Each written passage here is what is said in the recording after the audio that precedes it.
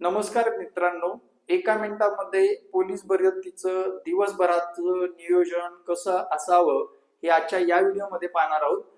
सुरुवात झाली पाहिजे आपली सकाळी पहाटे 4 किंवा 5 ला उठून. सुरुवात झाल्यानंतर सुरुवातीच्या काळामध्ये आपण दिवसभरामध्ये काय करणार आहोत याचं नियोजन झालं पाहिजे. 5 वाजता जर उठलात तर 6 वाजता ग्राउंडवर असले पाहिजे. 6 ते 8 किंवा 8:30 पर्यंत तुम्ही ग्राउंडवर असले पाहिजे. 10 वाजेपर्यंत घरी आले पाहिजे. 10 वाजता घरी आल्यानंतर 1 तासामध्ये तुम्ही तुमचं स्वतःचं सगळं आवरलं पाहिजे. 11 वाजता लायब्ररी किंवा अभ्यासाला बसलं पाहिजे. 11, 12, 1, 2 वाजेपर्यंत अभ्यास केला पाहिजे. 2 नंतर 2 ते 3 आराम केलं पाहिजे. आराम म्हणजे प्रॉपरच आराम केलं पाहिजे, मोबाईल दूर ठेवून किंवा स्विच ऑफ करून. 3 नंतर तुमचे क्लास वगैरे ते आटपून तुम्ही काय करायचं, परत एकदा 7 वाजता अभ्यासाला बसलो पाहिजे.